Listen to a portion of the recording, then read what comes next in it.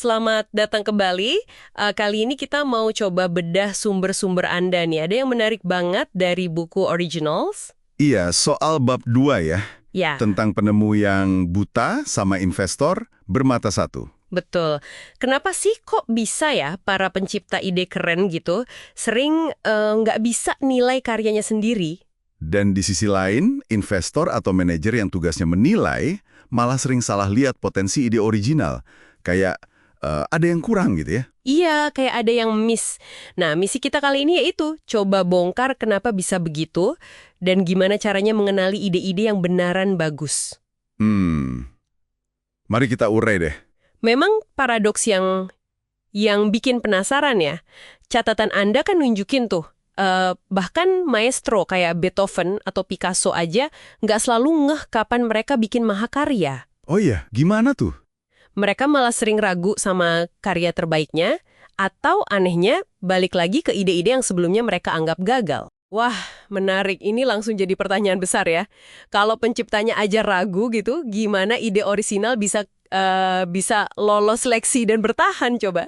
Nah, itu dia. Kayaknya sih salah satu jawaban dari riset Dean Simonton yang Anda bawa itu soal kuantitas ya, bukan melulu kualitas di awal. Betul sekali.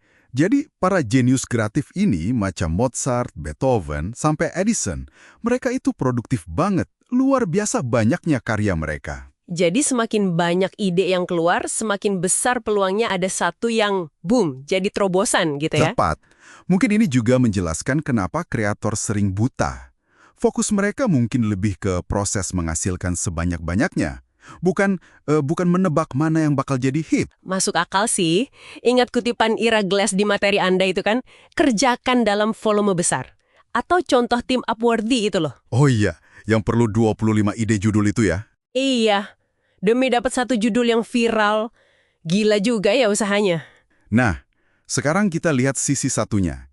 Para evaluator ini, manajer, investor, bahkan penonton uji coba mereka, ini justru sering bermata satu. Kenapa? Karena bias sama hal baru. Bias ya? Sumber Anda nyebutnya bias terhadap kreativitas kan? Iya, dan yang agak ironis, pengalaman yang harusnya bikin jeli, malah bisa bikin evaluator makin kaku sama cara lama. Istilahnya cognitive entrenchment. Jadi terpaku sama pola lama ya? Contoh klasiknya, ya jelaslah, serial Seinfeld. Anda tahu kan ceritanya? Yang ditolak itu ya? Ditolak mentah-mentah sama eksekutif TV awalnya. Dianggap aneh, nggak jelas alurnya. Pokoknya beda banget sama pakem sitkom waktu itu. Sulit mereka lihat potensinya, karena, ya itu, kacamata konvensional tadi. Betul sekali. Dan bias ini ternyata bukan cuma soal pengalaman loh. Intuisi juga, bisa jadi jebakan banget. Apalagi kalau menilai di luar area keahlian kita.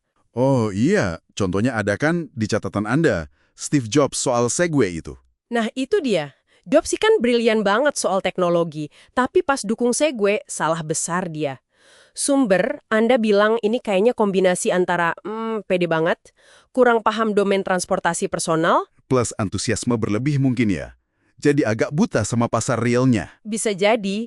Studi lain di catatan Anda juga nunjukin investor kadang lebih gampang terpikat sama semangat pengusahanya pas presentasi, ketimbang data bisnisnya yang mungkin lebih penting.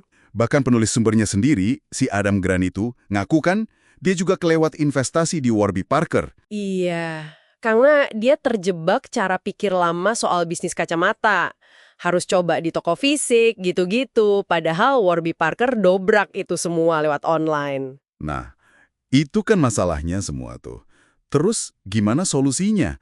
Ada temuan menarik nih dari Justin Berg di sumber Anda. Gimana tuh? Caranya gini, evaluator itu sebaiknya coba berpikir seperti pencipta dulu sebelum menilai. Maksudnya gimana? Ternyata, ya, sekedar meluangkan waktu sebentar aja buat coba bikin ide sendiri di bidang yang sama, itu bisa bikin kita lebih terbuka sama hal baru dan lebih akurat juga menilai potensi ide orang lain. Wah, unik juga ya pendekatannya.